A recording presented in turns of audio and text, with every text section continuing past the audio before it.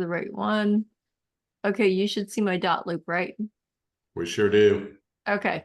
All right. So I created a dot loop that's basically just, let me go back.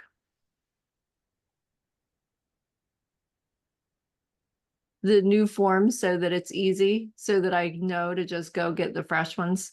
So anyway,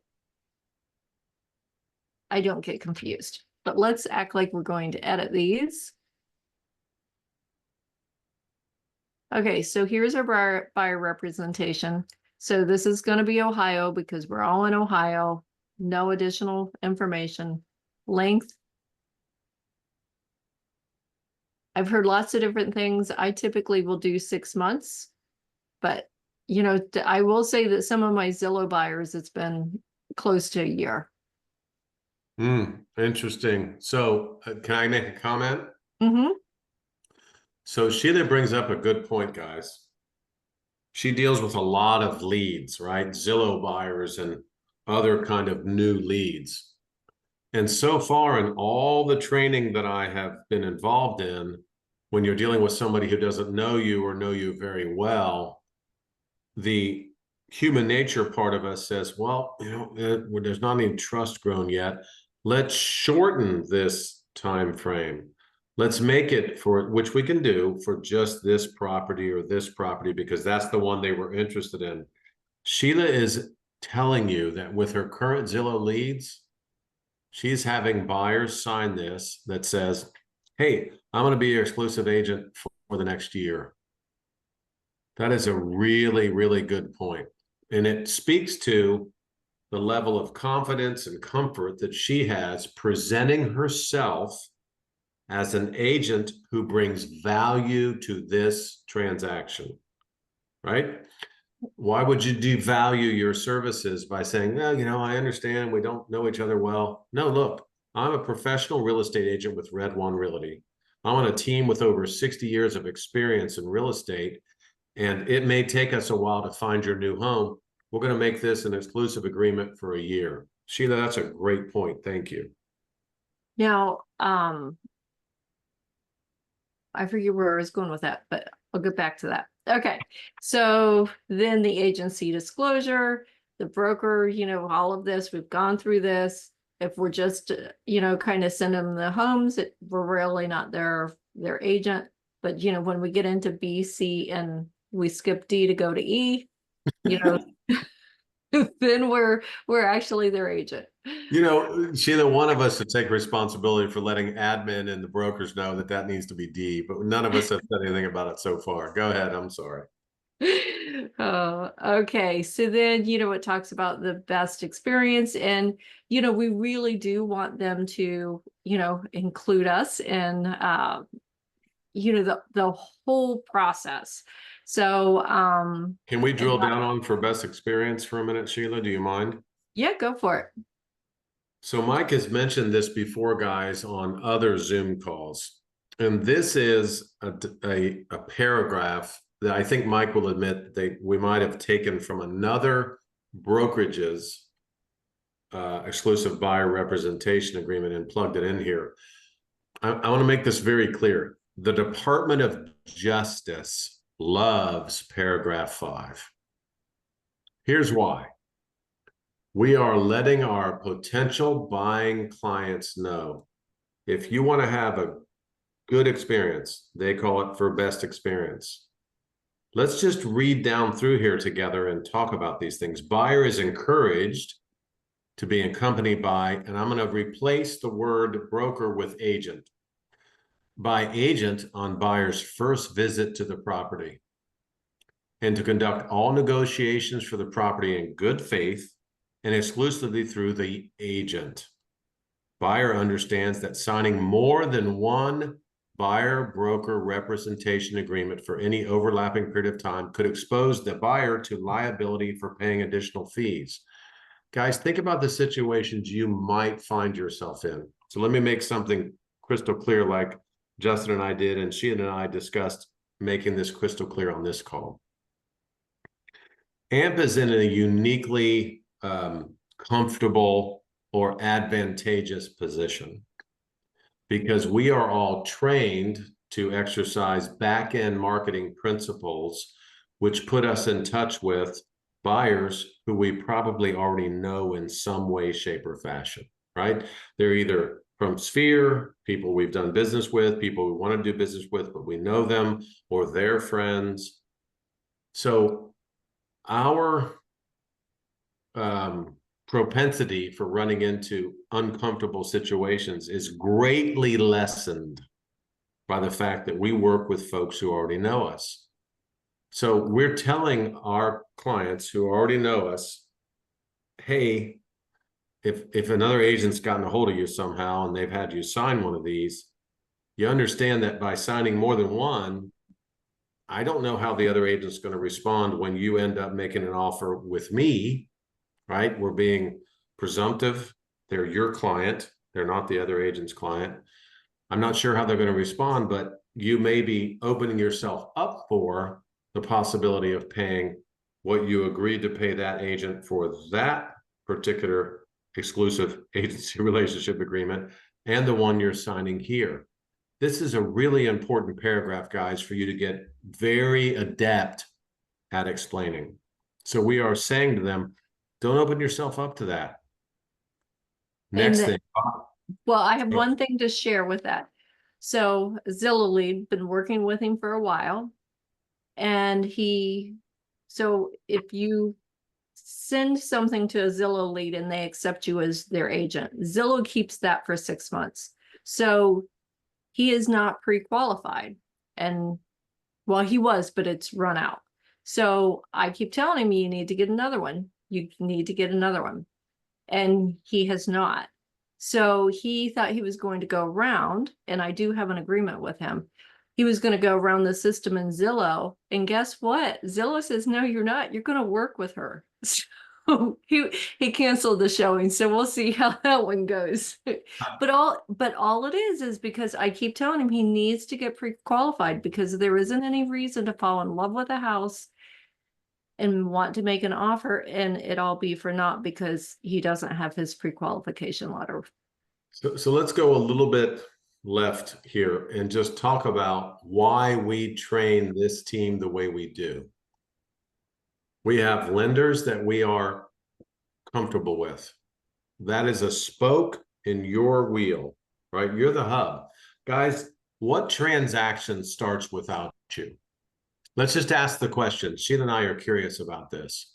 How many of your transactions start with a lender providing you with a lead? Speak up if it happens. How many of your transactions start with a lender or a title company or an inspector providing you with a lead? Let me hear None. Let me hear the None. crickets. Yeah, let me hear the crickets. That's exactly right. So that should help you understand. This starts with you. Sheila has Zillow leads coming in. It starts with her. She has a spoke called Zillow saying, no, no, no, this is your agent. So develop strong relationships with the other spokes in this wheel such that they are a member of your team, helping your buying client grow towards that transaction. You should be able to count on Kyle or whomever else you have as your lender rep or the title company to be able to stay in touch with that buying client and keep them moving forward. So now back to the document. Buyer is not a party to any active buyer broker representation agreements. We're saying to them, look, you're kind of saying you're not a party to any others. Now there's an opportunity for us to find out more later, but this is a really good paragraph. I don't want to beat it like a dead horse, but it's important, guys, for you to help. When we should all get into this habit. I will have a half a dozen of these buyer brokerage agreements sitting in my car, copies, just sitting in my car, waiting for buyers to come to me in whatever situation. Everybody's going to sign this. It's the law. So get really good at helping people understand for best experience. Go ahead, Sheila. Thank you. Yep. Okay, so then next section is collecting from the seller. It's basically saying that the buyer may negotiate the broker fee to be paid by the seller.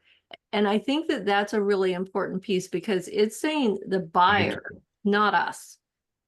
So that's something, even when we went through the training with NAR, they started having it earlier this year. I mean, it's all about the buyer telling us to do this, not us saying, oh, well, I'll just go do this. Yes, broker will write this request into buyer's offer to purchase the property. Guys, we're still doing exactly what our clients instruct. We're simply getting them to agree that these are the actions we're going to take on your behalf. And it'll make more sense when Sheila goes through the different ways that we're going to be paid as buyer's agents. But this is basically saying, hey, the buyer may choose. Yes, they're going to. You can be very presumptive there. They're going to choose to have you allow you to ask the seller's agent and the seller to pay your commission. And they're giving you permission to put in the offer. Why is that here? Because it's the law now. If you want to negotiate your commissions as a buyer's agent, they have to be in the offer, right? So just think of it as two opposite ends or a dichotomy.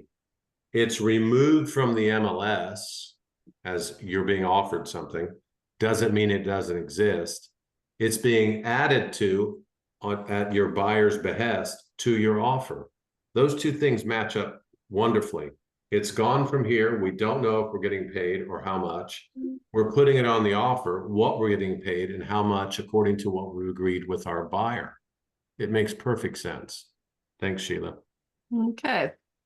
All right. So then this next one, it's basically saying that we can represent multiple buyers. So that's pretty straightforward.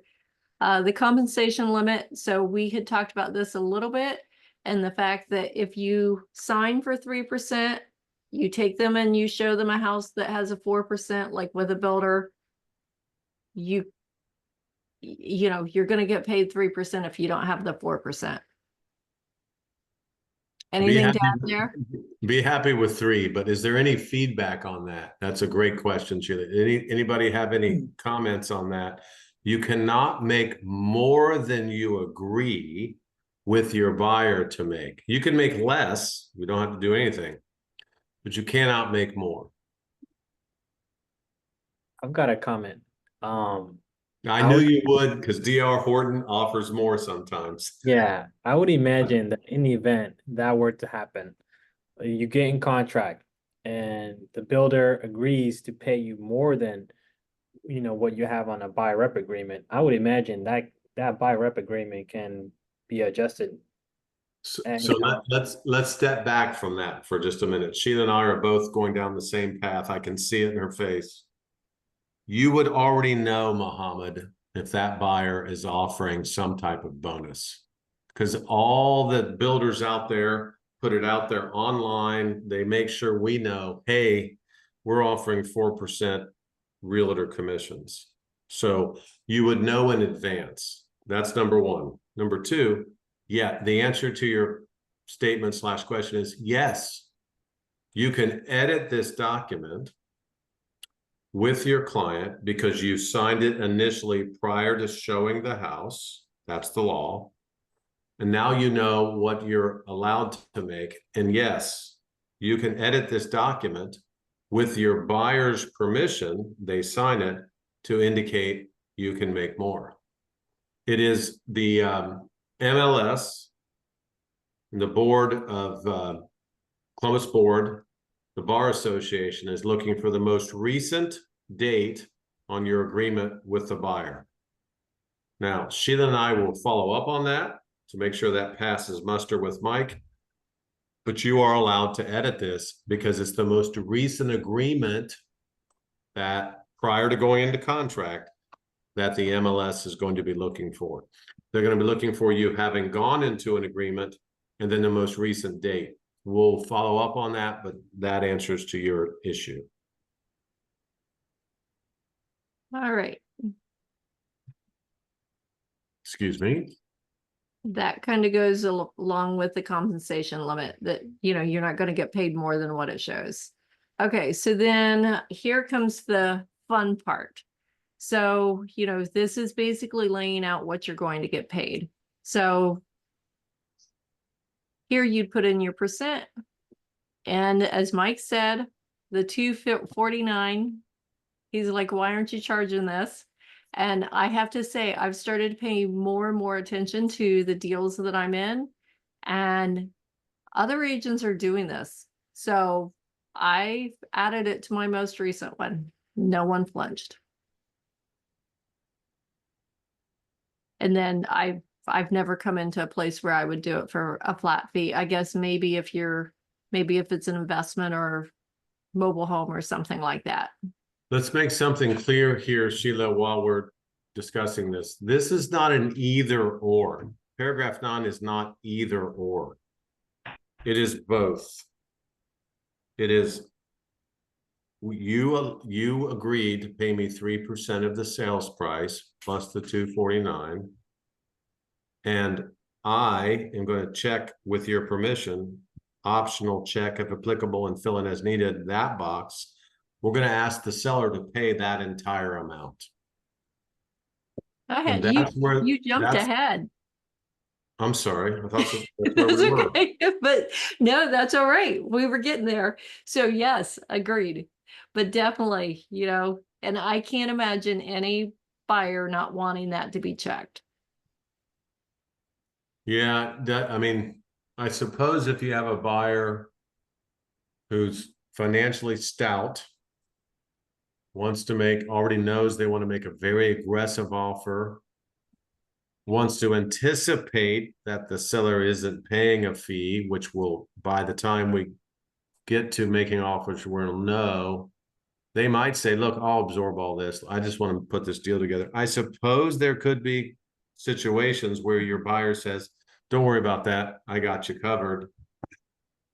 Trust me, on every Zoom that Sheila and I have been on, it's been the opposite. What do I do when my buyer can't afford to pay me this? And that comes to the negotiations that you do as step 2. Step 1 is this being signed. You have an agreement with your buyer. Step 2 is, what can we get from the seller? So Mark, is there anything that you can think of that would be put in the additional terms? Well, it fights against your very confident approach to Zillow leads, but yes, I can think of a couple of things. It would match up with perhaps your date of when this exclusive agency agreement expires, but not so much. You could say, look, this is good for a year. And you could have one of these. Now, this would involve some work. You could have one of these signed for particular addresses. What if you have a lead like Sheila experiences from Zillow, and she has an exclusive agreement for a long period of time, but for whatever reason, the client just wants to say, look, I'd like to make this just for this particular home or these 2 homes. You could put that there. You could put the address of the houses. This agreement is applicable to the following addresses, bang, bang. Other than that, no, I really can't think of anything. Do you want to give your buying client, additional levels of comfort by putting there that in no event shall the commissions agreed to be paid exceed that which the buyer has offered and has been negotiated with the seller by contract? You could put that, because that lets them know in advance, look, you can agree to 3, but if a seller's only offering 2, I'm good with that. That puts you on the hook for agreeing to 2. But you could say something like that every time might be very comfortable for your buyer. In no event will I accept more than what the seller's offering. Try that a few times. I think you're going to be pleasantly surprised, so that your buyer is not on the hook for anything. It's just what the seller's willing to pay you. Try it a few times, guys. We're in business for ourselves. See what works for you and see if that starts to work on a consistent basis. Does it mean that you might accept less than 3% on more than one occasion? Yes. Are any of us happy about that? No. If I had a seller offering 2% and I had a buyer who agreed to pay 3%, and the 2% was offered by the seller, would I go back to my buyer and negotiate the other 1%? And I understood their financial situation, which you would at that point, because you're making offers. You should certainly have connected with their lender, understood their situation. Would I ask him for the other 1%? Yep. All day long. Edit this document, make it 1% from the buyer, re-signed, good to go. But you have the option of just putting yourself out there and saying, under the additional terms, we'll accept whatever the seller will offer. That completely takes the buyer off the hook. Scroll up, Sheila, if you don't mind. Up a little bit. Oh, yeah, right there. You had it right. My apologies. It takes them off the hook. Scroll down a little bit more. It takes them off the hook for the broker fee shall be fill in only one. 3% of the gross purchase price. Understand, guys, that's under number 9, which says very clearly in the first 4 words, buyer agrees to pay broker. You're asking your buyer to pay that fee. Then you're asking for their permission to ask for that fee from the seller. So it might be a great idea. Sheila asks a great question to just say, under additional terms, in no event shall the selling and buying agent accept more than what the selling agent brokerage is offering, and all parties agree. That would be you and your buyer. You could do that. What a level of comfort you're offering your buyer. If they agree to 1% or 2% or 2.5% or 1.5%, you're agreeing to accept that. Try that a few times. I think if we all do our jobs as listing agents, we're going to find ourselves making 3% on sales, just like we are used to. Enough said. Right. Okay, so here comes cancellation, and it basically says, you can cancel, but that doesn't mean that they don't have to pay you. Unless you only set up showing or that is a great point. And it brings up this. Let's say that they are in another transaction. They've signed another agreement. And they've also signed yours. At the time when you scroll up to paragraph 5 again, Sheila, if you don't mind. You mean 4? That one? Best experience. Oh, best. Okay. When you're going through that paragraph with them, guys, if they just say, yeah, I think I signed one of these with somebody else. And by the way, this document has changed. I don't know if you guys noticed, but when it first came out, it provided a checkbox for how many buyer brokerage agreements that they had entered into. I don't see that here, Sheila. Scroll down. I don't see that here anymore. I think it's gone. Yeah, it is. So our brokerage has made the decision that if your client has signed another one, and after you go through paragraph 5, if you would scroll up to that one more time, if these folks aren't honest enough with you, because there was another paragraph in here, I promise you, when we first started training on this, I don't know what number it is, but it gave us as buyer's agents the opportunity to fill in the number of exclusive buyer's agency agreements that they had entered into, including this one. It was a checkbox or like a box, and you'd put 1 if it was just this one, or you'd put 2 if they revealed to you if they had entered into another one. Our brokerage obviously decided to take that out because it's no longer here. That's why paragraph 5, Sheila and I have discussed this many times. We went through this when we were getting ready for this call. We went through this document. For best experience is very important. I'll check with my call to confirm this, but because this document can be terminated by either party, I want to confirm with him that you can help your clients understand if they have entered into another agreement, they have the right to terminate that and enter into this agreement with you. But the key there is we used to have the option. Our brokerage is basically telling us, enter into the agreement. Let's fight it out when let the chips fall where they may.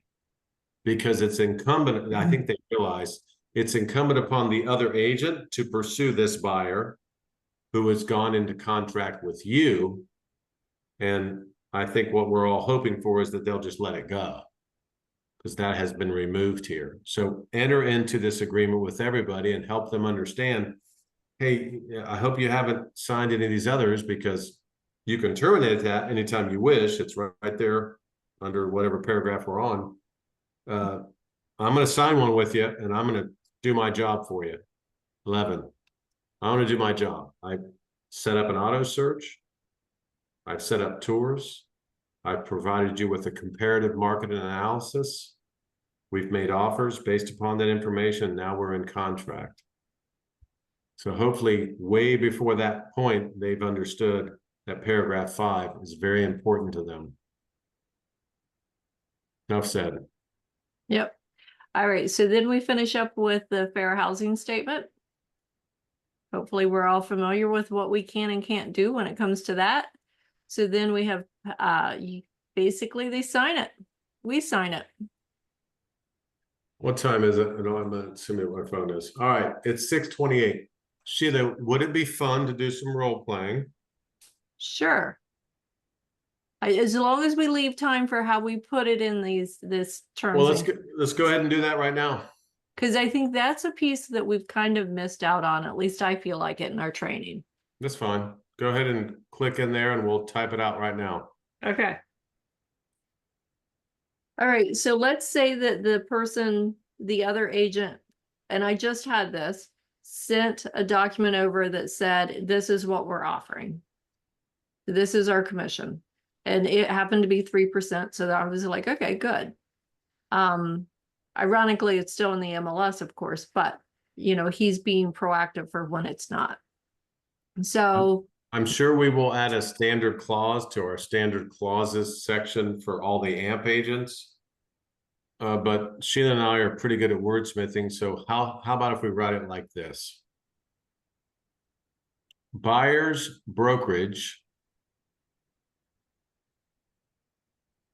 / agent representing buyer shall be paid 3%. Spell it out for me, Sheila. The 3%. Yeah, I'm pedantic about it. I know it's silly. Of the agreed upon purchase price.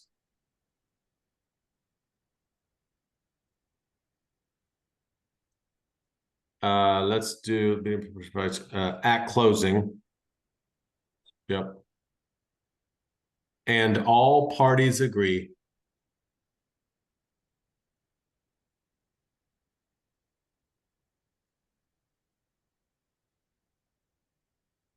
period. Simple. This is what we're asking for. It's part of our offer. It would, of course, go below the first one, which we all train on. Buyer shall deliver earnest money to seller's choice of title company, and seller shall agree. But for the purposes of this training, that would be your second additional term and condition. It's really simple, guys. It's right there. You always end with and seller shall agree or and all parties agree, because that includes the seller and the buyer. Okay, so play devil's advocate here. So it says that they'll be paid, but it doesn't say who's going to pay them. I was just gonna ask that. So should we put by the seller? Buyer's brokerage agent representing buyer shall be paid by the seller's brokerage / seller. Shall be paid Right there. here I love it when we do this on the cuff. by the Seller's brokerage / Whoops. Agent, brokerage. Let's just show it. Let's say brokerage there. Hang on. Yeah, make it match. Yep, that's good. Is that weird? Because it's not really the agent, it's not their brokerage. You can take out agent on the second part, but not the first.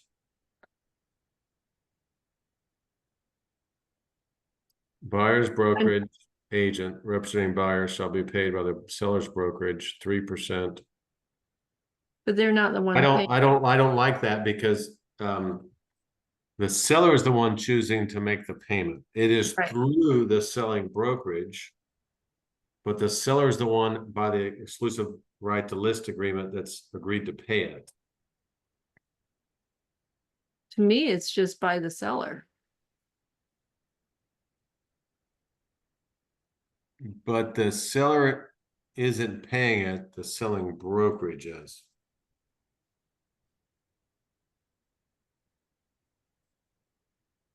You could do a slash seller's agent's brokerage and cover all your bases, unless you don't like how that sounds grammatically, which I can tell by your face you don't. I'm still struggling with the fact that it's the brokerage. Oh, it's Because because it doesn't go into their funds and then it comes out of their funds. I understand your thought process. The agreement is between the buyer and seller. The commissions that are paid to the buyer's brokerage and the seller's brokerage. No buyer and no seller receives commissions or proceeds. Well, the seller receives proceeds, but commissions wise, nobody receives those personally. So it needs to mention the brokerage. But it doesn't go through the brokerage. Didn't you guys love the fact that Mark and I are like playing this out real life? Okay, so what, hang on. What do you mean that the commission doesn't go through the brokerage? It sure as hell does. You want to play it out in real life? Here we go. It sure as hell does. The title company wires the selling the commissions to the selling brokerage, and the title company wires the commissions to the buyer's brokerage, not to the buyer's agent. The No, buyer's to the brokerage. Yes, I agree. Correct. Brokerage, but so the new listing agreement says this is what we're going to pay the listing agent. 3% It is to the brokerage. to the So, brokerage, 3% yes, to that brokerage. but the seller is the one agreeing to pay it because the law has changed Yes. and the seller is not required to offer it. So it should reference both. Okay. Seller Oh, / selling brokerage. So okay. can we put it as a fee instead of that one, buyer broker free? No, that would be a flat fee. Okay. And that would be that would be because the listing agent has agreed to a flat fee and the buyer's exclusive agency agreement matches up to that flat fee. I would not go there at all. Okay, Mark. Okay. Okay, so it's in here. I can't wait until we have like standardized so that I'm Yes, yeah, 100% comfortable. yeah, because you know it's run through the attorneys. Right. Okay, so that's what will be in here. That works. Look in the chat how Sharif has his stated.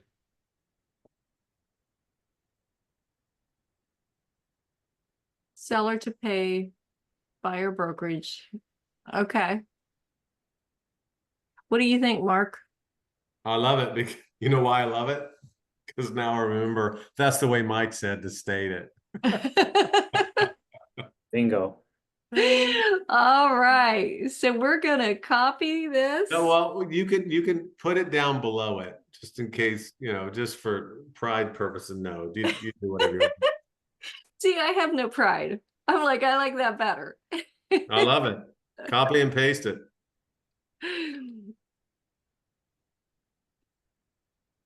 Teamwork. So to pay a buyer broker, a So in the Buyer bracket, there broker. should be percentage, right? It should Now, be the only thing that I would add there is 3% of what? Yes.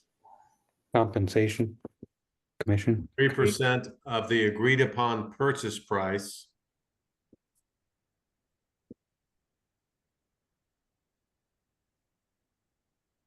Do it. That's a good clean one. And it's only one sentence. That's great. All right. I love it. That And see, put a slash between buyer broker, and that'll probably change that blue line real quick. So after percentage symbol, do we need to put in the parentheses the percent? You can, yes. There's no reason not to. Just make sure everybody understands it's 3%. There you go. Perfect. now I'm happy. I And you know love it's it. all about me, Mark. Of course. I understand. Okay, so that until we're told differently, that's what we use. Love it. Okay. I'm going to save this. Please do.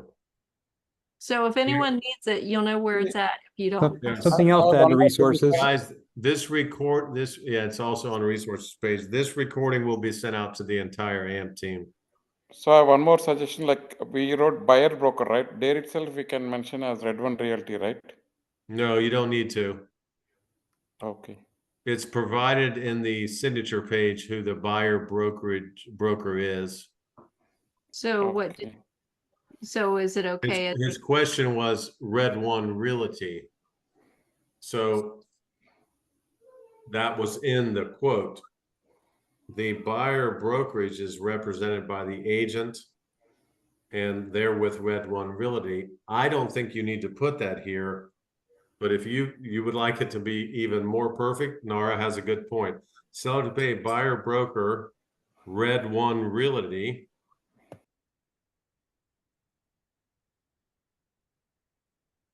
Great point, Nara.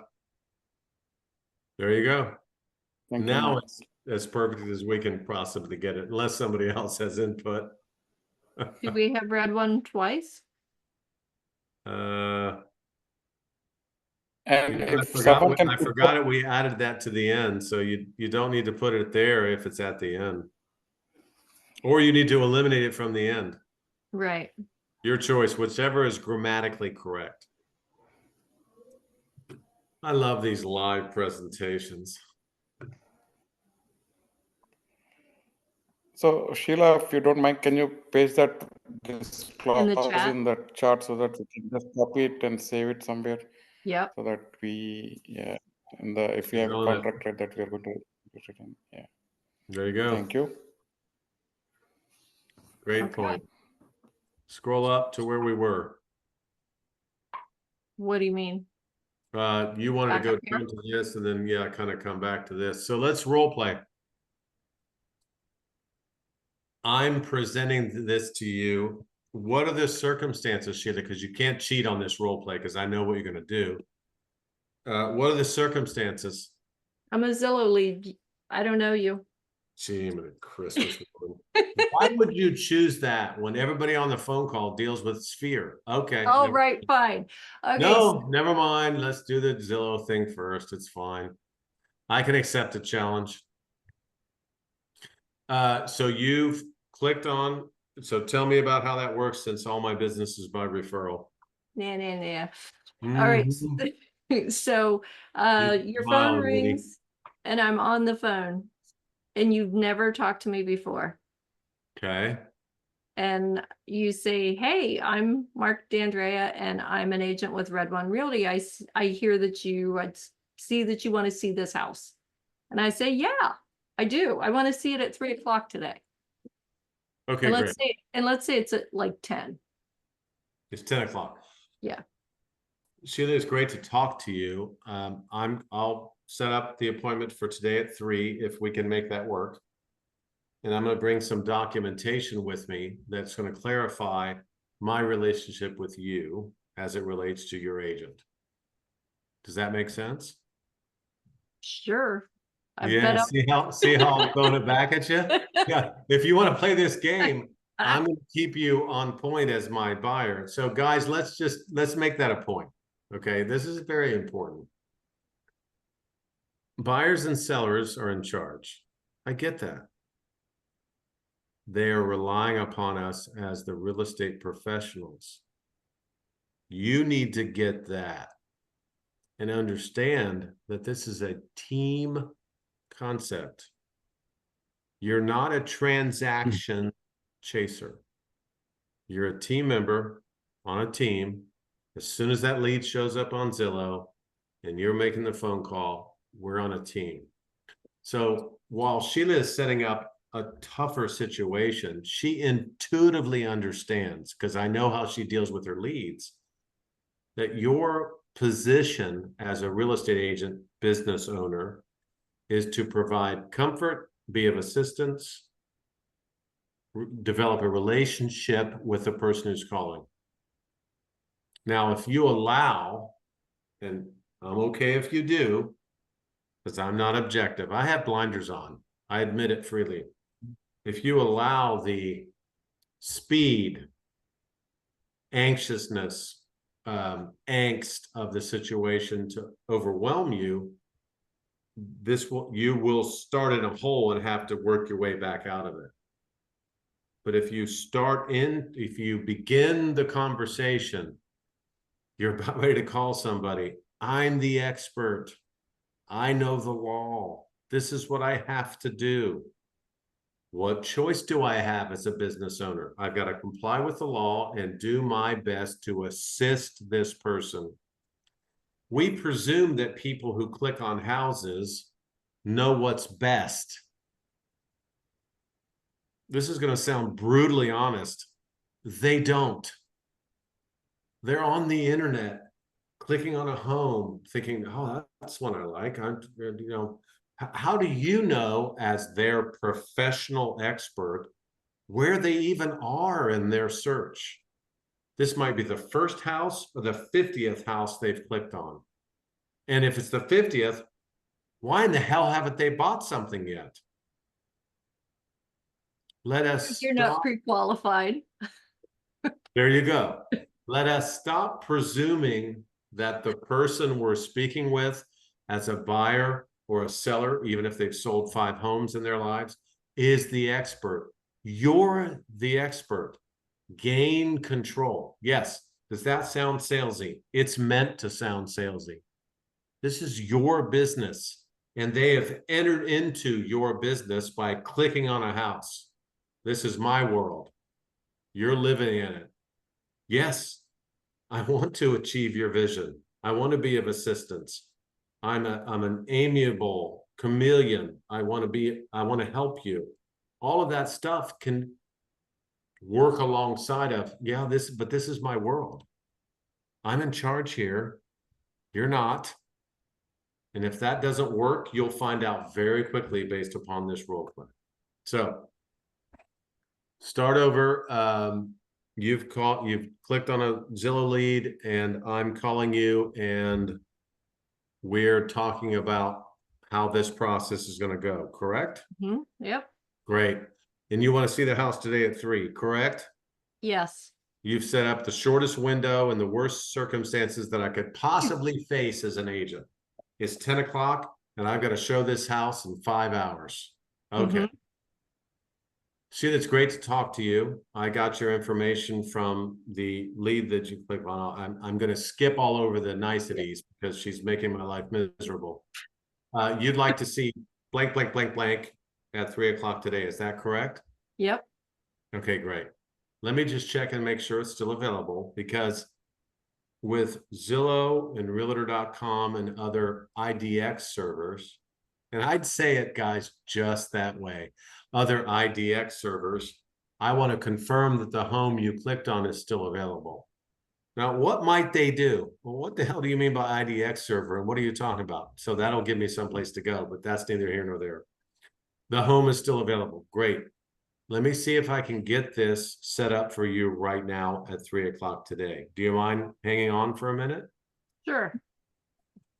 Thank you. And I have to tell you, they're very short also at this point. I get it. They just want to see it now. Yes. I totally get it. But I'm in control. So you may want to see it today at 3 o'clock, but if I can or cannot get it set up, is that something that I can control? No. Yes, I'm glad they want to see it at 3. I'm going to try to make it happen, but I'm going to ask let me just check and see if I can get it set up for 3. Is that okay? Sure. Great. Let's presume I get it set up at 3 o'clock. I'm back on the phone with Sheila. Sheila, I have it set up for 3 o'clock. We're going to tour that house. I'm going to provide you with all of the 33 years of experience I have in real estate with window, roof, furnace, hot water tank. We're going to take a really good look at this house. By the way, who is this for? Me. Just you? You're buying, are you buying it as investment property then? Oh, no, I'm going to live in it. Okay, and it's just you. Yes. No Why? pets, no significant other, no nothing. No, just me. Okay, great. I'm looking forward to this. So I'm going to bring a document that it gives you all the information on the house Okay. and a couple of other documents that we'll discuss when we get there. Is Okay, that with great. you? Perfect. Good. Guys.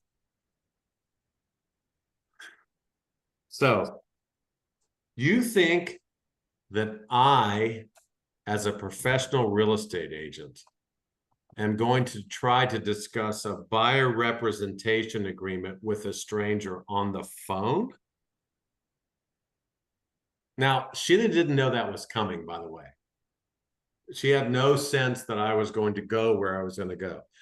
I'm going to gladly take my time to set up the home and go see them. That's my job, to be of assistance. My other job is to be legal and lawful. Mm-hmm. I'm going to meet with this person and try to engage a little bit more before I try to discuss this document over the phone. I'm not even going to discuss it. Why would I? Give me pushback. Why would I? Because we get there and because they won't sign it, I won't show the house? Is that what you're saying? That was going to be my question. Like, what Yeah, if you get there and they don't sign get there it? and they don't sign it, you don't want to show the Mhm. house. So you're not allowed to be paid by a buyer or a seller for showing a house without this document. Now you guys are starting to really get into how deeply the leaders of this team have thought about this document. I can't get paid. That's this document, guys. You can't get paid if you don't have them sign this. Can I throw something out there? Sure. Sorry to butt in. While I go to the bathroom, you could throw that out there. Okay, so it's either Mike Hall or Bob Petty had a good point. Somebody you haven't met, they want to see a house, they want to see it at 3 o'clock. You're going to show up, they haven't signed the form. They may try to not sign the form. They had some good wording, like, hey, I know it's scheduled at 3. We may not be able to get in there up until 3. Let's meet at this coffee place at like 2:30, 2:45, and we just kind of go over a couple things before we head over there. And then you whip the agreement on them. If they don't sign it, then you don't even go to the house. Thank you, Woody, because I was waiting for somebody else to engage. That's exactly where I was going next. Justin and I have talked about this. I've talked about it with several AMP agents. Just meet them a little early. I just didn't go there because the conversation wasn't there yet. I wanted it to come organically from the group. You can always meet early and go over this document if they're able to meet early. But what if they aren't? And I have to say that I've only had one Zillow lead be willing to meet me ahead of time. It's There you very go. interesting. Precisely so. What if they don't? But I have my little red one folder. I have my disclosures, and now I have my buyer agreements, and I have them printed out with my card. And before I get to I usually at the car, I'm like, hey, here it is. And we go through it. Right. So now let's that's why I love where we're going. So now we're there. And let's talk about our worst nightmares. They won't sign it. Does that mean you can't show the house? Nope. It means you can't get paid for showing the house. That's what it means, guys. This is the AMP team. We're here to be of assistance to people. I know that sounds harsh, but that's the truth. If you actually have a lead stranger who, after you go through this and build your value and say, I'm going to negotiate on your behalf, I'm going to show you other properties other than this one. We're all presuming that this is the one, right? Like, oh, this is the one they're going to love, and we're going to make an offer on it. I'm going to show you other properties. I'm going to negotiate on your behalf. I'm going to provide comparative market analysis. I'm going to do a professional job. You will be really good at presenting this document, and they refuse to sign it. It doesn't mean you can't show them the house. It means you can't get paid. What would you do? If somebody, I know you'd work with your sphere. no, on a Zillow lead, I'd show them the house. Would you? Absolutely. I'd say, look, guys, I've been doing this. Now, you guys would say, I've been on a team. I'm on a team with over 60 years of experience. This happens to us on occasion. It's rare, but it happens. That's truthful. Mm-hmm. I've been doing this for 33 years, Sheila, because I would know your name by then. And this doesn't happen. But I want you to achieve your vision for homeownership. And if you're asking me to not execute this, where I've said, I'll ask the seller for it.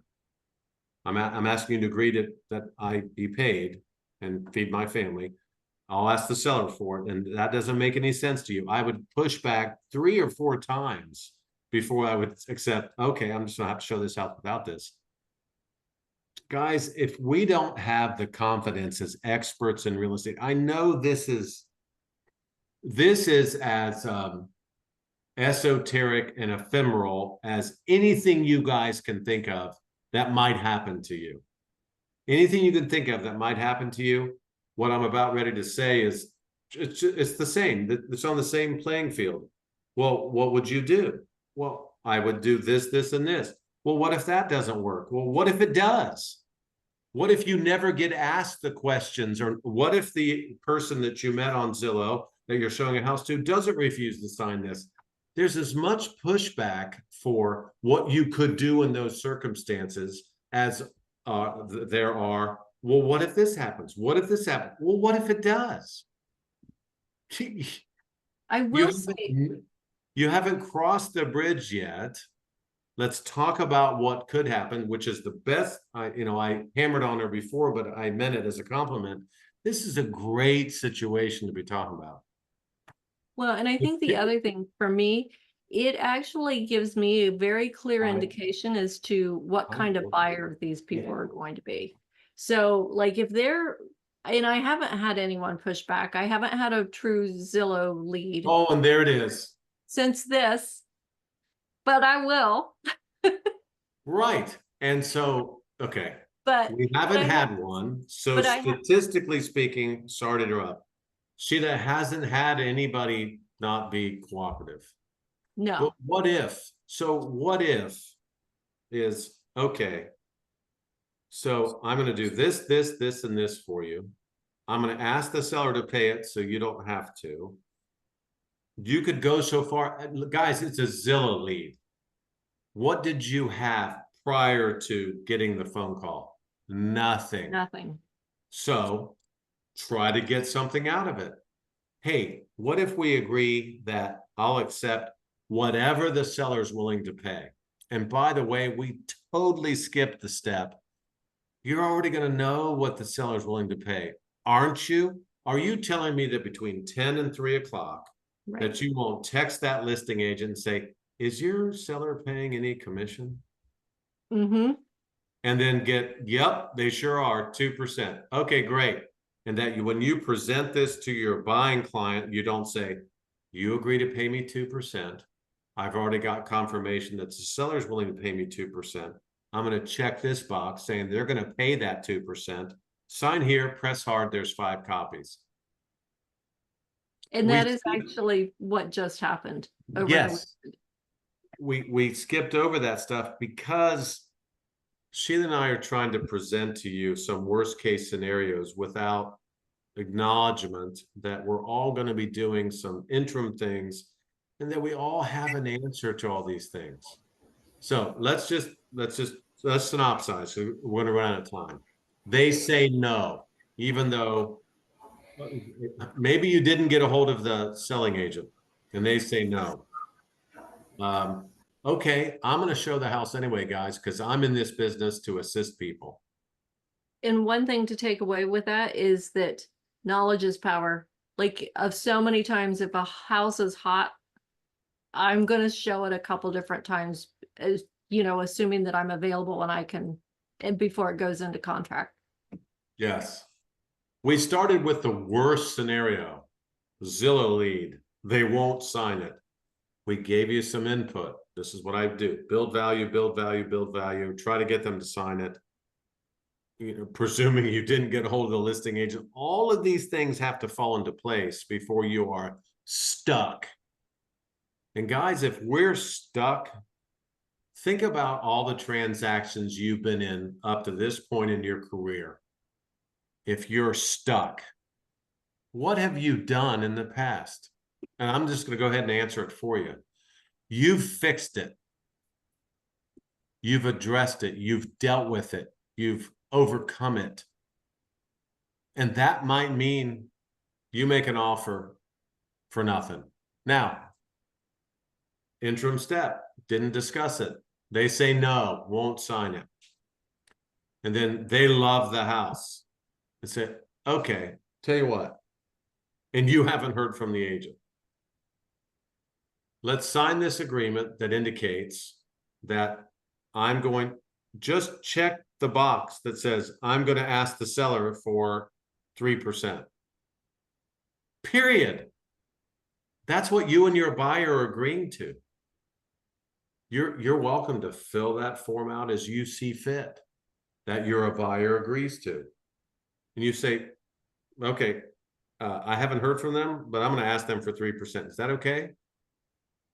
So a buyer that's been that difficult, why wouldn't they say yes to that? Now, please, guys, let's not give our buyers the kind of advantage in this situation to say, well, doesn't that cost me more money?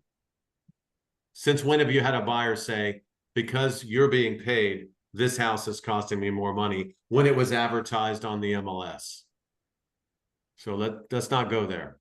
You could get it signed under those circumstances.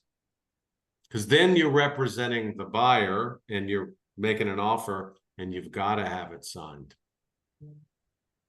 But if you're showing a house only, it's right on the document. If that's all you're doing, don't expect to get paid. It gives us that protection.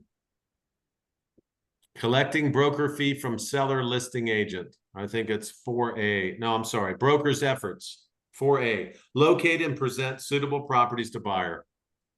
That's all you did. Don't expect to get paid if that's all you do. In this case, you were a good agent. You agreed to meet with them. You set it up and you showed the house and they didn't want to pay you. Fine. They love the house. Try to get them to sign it with the seller paying, and only that box checked. There are outs for all of this. As many difficult situations you could put in front of Sheila and I, we would have an out for you. And you're going to have to experience them. The key there, and then I'll shut up, is you probably won't ever experience them. Partly because of what Sheila said at the beginning. She said, you, Mark, deal with sphere. That was disingenuous. No offense. We all deal with sphere. Woody, have you dealt with anybody outside of sphere since you've gotten your license? Be honest. No,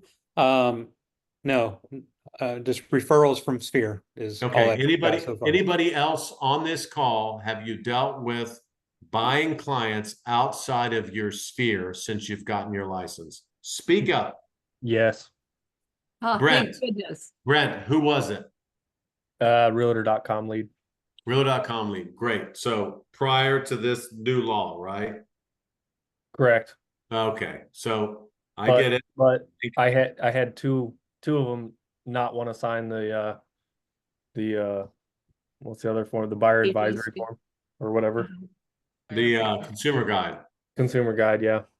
They don't have to sign the consumer guide. No offense meant by my answer. They don't have to sign the consumer guide prior to going into contract. You just have to provide it. That's the law. You have to provide it within 72 hours, technically, of the first significant conversation you have in real estate with that buyer. They don't have to sign it. That Right. doesn't make you their agent or them their agent. So let's, Well, that's what I was saying is they didn't have to sign it and they didn't want to sign it. So like it's not even a contract and they didn't want to sign it is what I'm saying. Right. right. But Okay. so I can see the concern on it being a contract where they're obligated to pay something. I'm with you. So give us your pushback. Worst fear that you could see yourself into that is different than the one we presented. Zillow. So take your realtor.com leads. I think they would follow the same path as what we just described. Did you get anywhere with those? One yes and one no. One yes, what happened? The one on the yes, I ended up closing the deal with her. Oh my goodness. Well, Good job. We have extraordinarily talented AMP agents. What about the no? she kind of went MIA, but I didn't have a great feeling from the entire showing. She was just somebody that was just really tough to connect with. So when Yeah. I was giving you the one word answers, Mark, this is I really want to just stomp on all of this, but we are not going to deal with this very much, guys. But if we do, let me take my blinders off and say, if we do, what are your worst fears? When are you meeting with the client and what is happening and what do they say that we want to give you answers for? Let's get it out of the way right now. We just gave you the worst one, but just think of others. one of the good things out of this actually is the fact that I can make it the rule. You know, it's the law now. I have to do this. Love that. Make So somebody it's- else the heavy, guys. The state is Exactly. the heavy. It has nothing to do with you. Yeah. And you can say confidently, every agent representing a buyer in the state of Ohio is going to ask you to sign one of these. I need to Period. start adding that. Yes, every agent in the state of licensed in the state of Ohio is going to ask you to sign one of these. If they haven't, I'm in luck because I'm conforming to the law, and now we're a team. Yep. But let's let, I don't know how many people are on the call, but please ask questions. Give us your biggest fear right now, please. Well, I don't have a fear because we are all like awesome and we're going to do this. But my comment is if we can help our buyers trust us that we're going to do the best that we can to get this commission paid by the seller, give them that, show that confidence when we're presenting this document, then they'll feel more comfortable about signing the document. You know, just because a seller is not offering upfront commissions to the buyer's broker doesn't mean we can't ask for it. Scroll down, Dana. We can certainly, Scroll down, yeah. Scroll down, Sheila, because Dana makes a great point. I'm talking to Sheila, and I'm explaining the fee that I am asking for to feed my family. Sheila, what we're going to agree to here is that when we make offers on homes, I'm going to ask for a 3% commission of the sales price to be paid by you. I'm going to ask your permission to allow me to have the seller pay that 3% commission.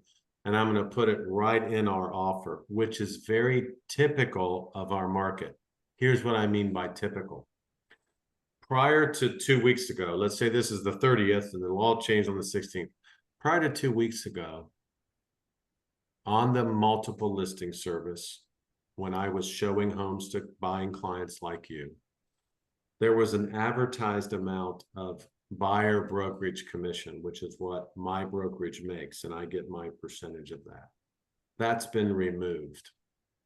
Since that time, the other part of the law has been, and it was never the case, but now it's the law, the state is requiring all of our buyers and as agents for buyers for us to sign this agreement to allow us to ask for our commissions in the contract. Because it's not advertised, we have to make it clear. The other part of the law that is interesting to me, because Sheila, it was never a requirement of a seller to pay buyer's agents commissions. It was always negotiable, and it was never required that they pay them. But it's always been typical that selling agents' brokerages split the commission that they agree to pay to their selling agent brokerage with buyer's agents. So all I'm asking you to do is allow me to ask the seller to pay a commission to my brokerage that they have been used to paying for decades. Does that sound fair? Yes. Now, she was kind to me. She could have said something else, but she said yes. As Guys, long as I don't have to pay for it. that's fine. Okay, let's talk about it. So let's say you say yes, as long as I don't have to pay for it. Well, Sheila, I completely understand that. Because in our market, it's been kind of a tradition that sellers and their brokerages split their commissions with buyers, agents, and their brokerages for what they agreed to list a house for. So what I'm asking of you is simply to agree that you'll agree to pay it. You'll agree to allow me to ask the seller to pay for it.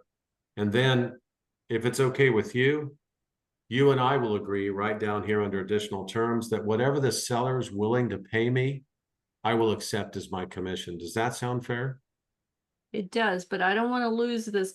I don't want my offer to be rejected because I have this built in. Yeah, that's a great point. It's always been built in, Sheila. That's the part of this that's confusing to those of us that are in the business. Let me re-explain it to you. Selling agents and their brokerages have listed houses for decades for right around 6%. That's been what's typical. And even though it's doesn't have to be in writing, now it does. Those agents and their brokerages have agreed to split those with buyer's agents, me representing you, and our brokerage. So nothing has changed at all. All we have to do now is put it in the offer. We didn't used to have to do that because remember I mentioned earlier, it was on the MLS, which is the document that I gave you when we toured this house, and it showed you that I was getting paid a commission. That's gone. So not only have I confirmed already that the selling agent and the selling brokerage and the seller are agreeing to pay me a commission, but it's the same as it was. It's just not out there for the public to view. That's you. Is that okay? That makes sense.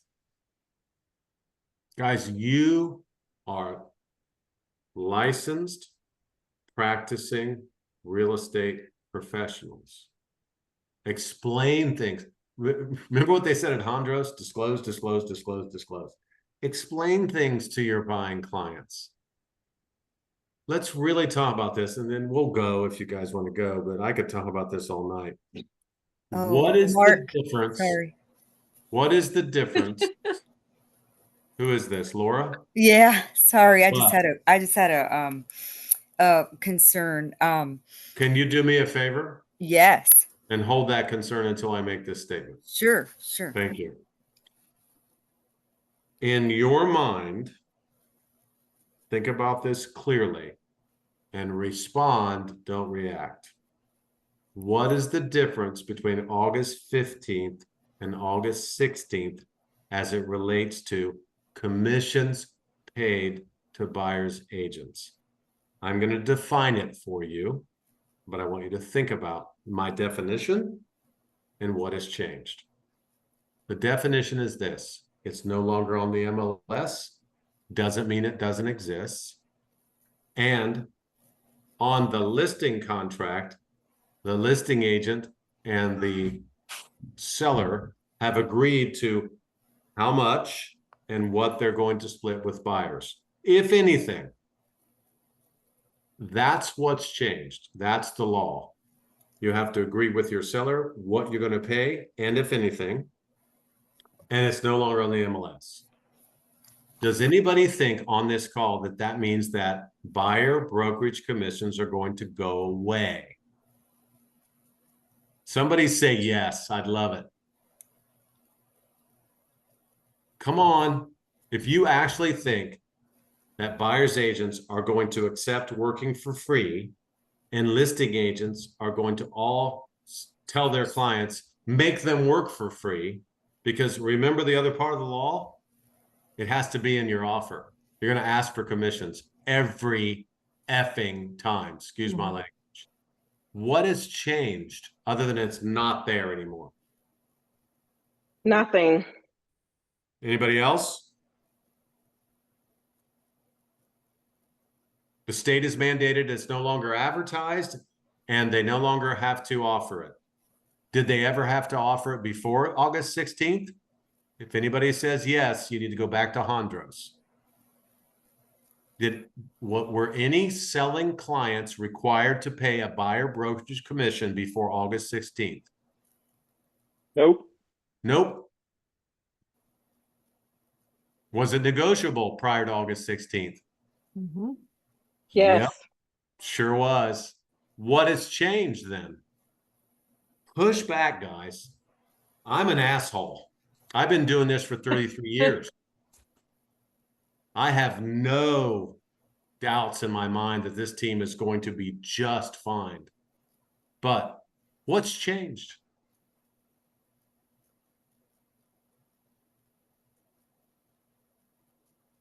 Here's what's changed. I'll give you the answer. Prior to August 16th, we would say your expenses as a seller are a home warranty. I'll go through the explanation later. Owner's title insurance, go through that later. Property tax assessment, go through that later. And your expenses associated with transferring your property to a buyer. Those commissions. Typically, my brokerage charges 6% to list a property, and we split that with the buyer's agents out there. Would you? Now that's negotiable.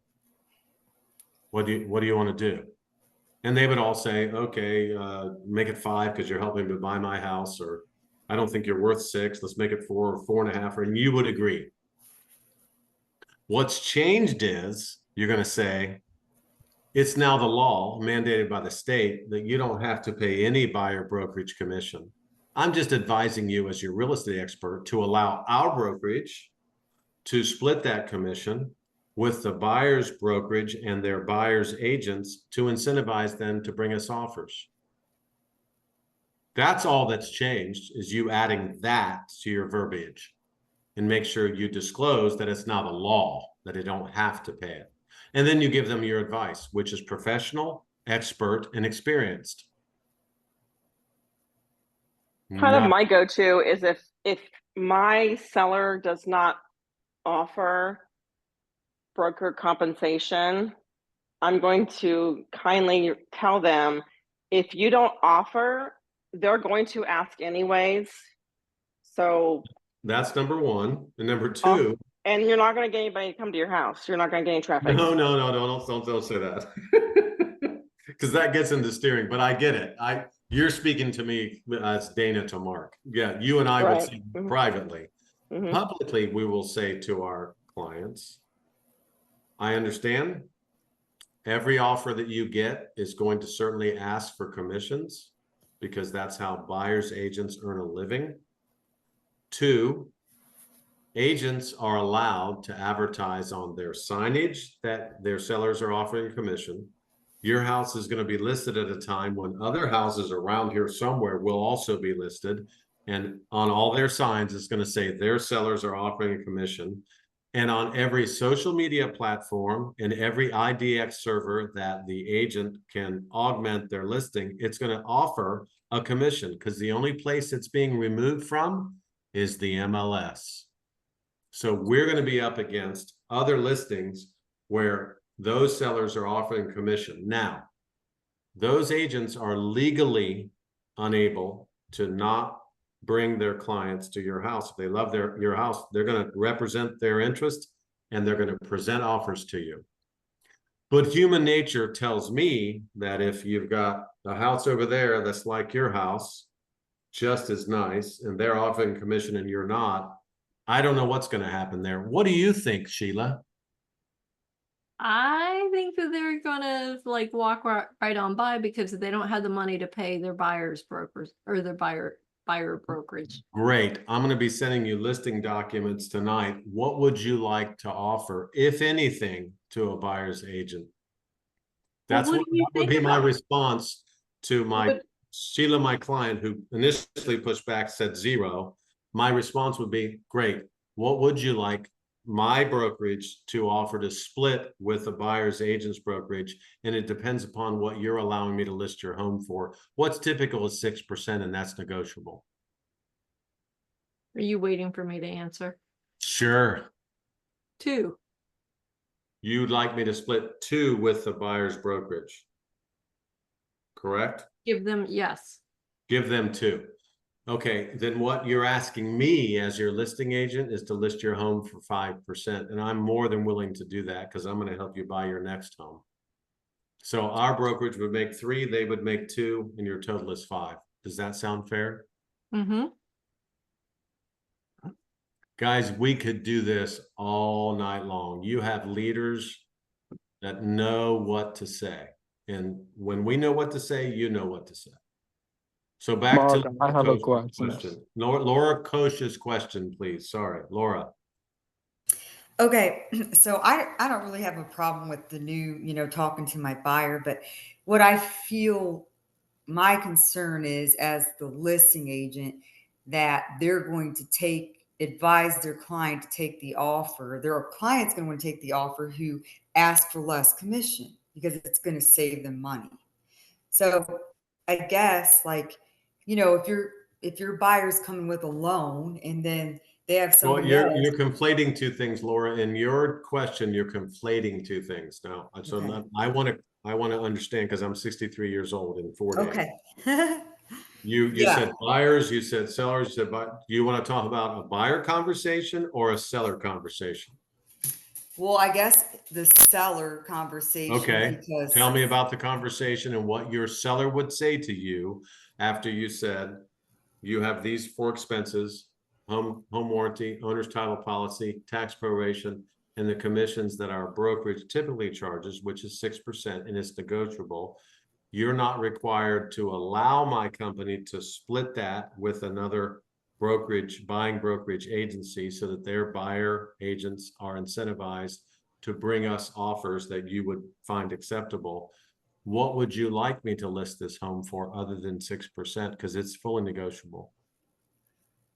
I guess I could see them saying, well, I want to take the offer that asks for 2% rather Great. than 3%. Okay, stop. You're good. Okay, so what I hear you saying, Laura, as my listing client, is you'd like to list this home for a total of 5%.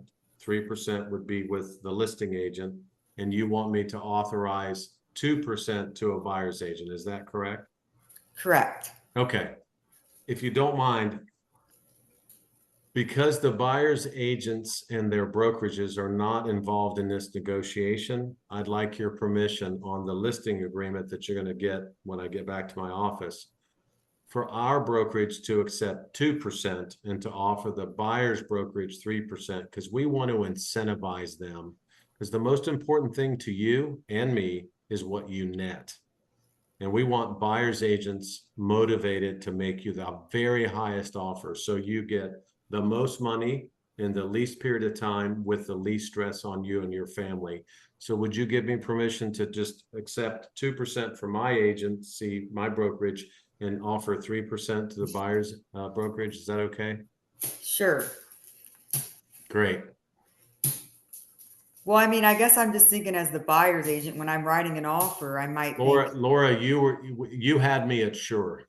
yeah, I know. I mean, I'm just thinking like if I ask for 2% rather than 3, then they're going to be more likely to take my offer. Does that make That is sense? not that is untrue for this reason. It was anecdotal. I'm not being disparaging. You didn't add in, well, how much is the offer? Are there inspections and remedies? How quickly can you close? How flexible are you on your possession? How quickly can you get your loan commitment? All those other terms, guys, are extremely important when it comes to how a seller views your offer. Price is just one thing, but in this case, because of Laura's point, it is the most important thing. What about if that offer was high enough above the second best offer? You don't know this, but what about if it was the best foot that your buyer could put forward, and it was high enough over the second best offer that it would have allowed your seller to accept a 3% commission for both you and the buyer? I can push back on you with that possibility as much as you can push back on me with, well, an offer with 2% might be something they'd be willing to consider. What if it's 5% lower than the best offer at 3%? Then they're equal. That's a good point. That's a good point. Because it's all math. Guys, we want our sellers to net. Don't let them get caught in the weeds with what am I paying to you and what am I paying to them? Now, we turned this into a listing discussion. I didn't mean to. But it's the same with buyers. Tell your buyers, look, sellers are going to be thinking about what they're going to net. And when you allow me to ask for 3% from you, and you will give me permission to ask for 3% from the seller, you and I are going to be making our best offer to that seller. And that 3%, you can tell them this truthfully. Commissions, this is the truth, so you can say it, it's legal. Commissions for buyer's agents have always been in the selling price. Always. That was decided when that house was listed. Always. It is the listing agent's responsibility to provide a seller's net to their client, telling them that these are your expenses. One of them is commissions. They know what they're going to make. It's always been in the offer. Guys, that's the truth, and it's legal to say that. My commission as a buyer's agent has always been included in the sales price because the seller has always been responsible for paying it, even though it's always been negotiable and it's never been required. You want to remember that? You'll get this video recording on the AMP YouTube channel and AMP Facebook. That's the truth. And you can say that. It's always been in there. What car do you buy? What house do you buy? What tractor do you buy? What appliance do you buy? What anything do you buy that doesn't include commission for the salesperson who's selling it to you? Zero.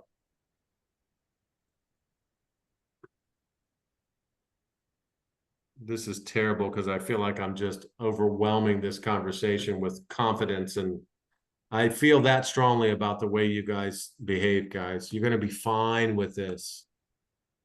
I'll shut up now and let Sheila take back over. Sorry, Sheila. No, I think that's good. So the one thing that I would like to clarify is you said something about splitting the commission, but then, Correct. but it won't really be split on because it's not on the listing agreement like that now, right? It sure is.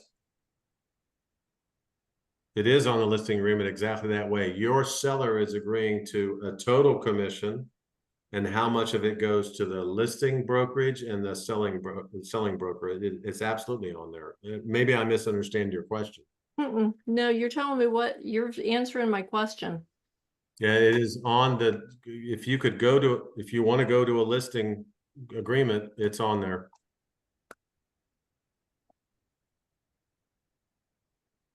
It would be a listing folder. If you can find one that's somewhere that you can share. Exclusive right to sell. There it is. I think that's the new one. Scroll down and we'll know real quick. There it is. Back up. Right there. It discloses to your Oh. selling clients, guys, what you're willing to pay the listing brokerage and what you're willing to pay the buying brokerage, which is paragraph 2, A and B. Let's And ignore I for even have now. mine halfway Let's, filled in. let's ignore for now getting into if there's only one agent and there's dual agency. For now, paragraph 2, A and B, number I gives you permission from your seller to offer 6% total commission, 3 of which stays with the listing brokerage and 3 of which goes to the buyer brokerage, which in this case, let's just say is the buyer's agent. It's right on there. Your listing clients are going to know exactly what they're willing to pay. That's why it dovetails so nicely with our buyer brokerage exclusive agreement, right?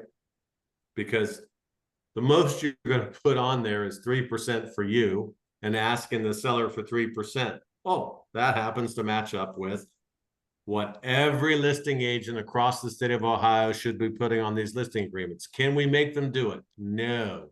Are there going to be agents out there that actually say to their clients, you don't have to offer anything to a buyer's agent, so don't offer anything? Yes, they exist. They're outliers, they're rare, they're foolish, they're unprofessional, they are trying to kill our business. This is all going to be in the recording. That's exactly how I feel. It is foolish for an agent who's listing a house to say to a client, in my opinion, don't offer anything. It is not foolish to say you're not required to, because that's the law. And it's negotiable, because you should have always been saying that, because that's the Sherman Antitrust Act. That's all lawful and ethical and, in this case, moral. What's missing from that second part where somebody says, you I wouldn't pay a buyer's agent anything if I were you. Don't offer anything. Even if they say it's going to be in the offer, because it will be, because it's required by law to be in the offer, they're all going to ask you for one, but I wouldn't offer one. That's immoral. Mm-hmm. You are saying to your listing client, nobody else needs to eat. Nobody else needs to survive. Nobody else needs to feed their family. Nobody else has paid thousands of dollars to get a license and work their ass off to become a really good buyer's agent like you all have. Don't pay them. That's immoral.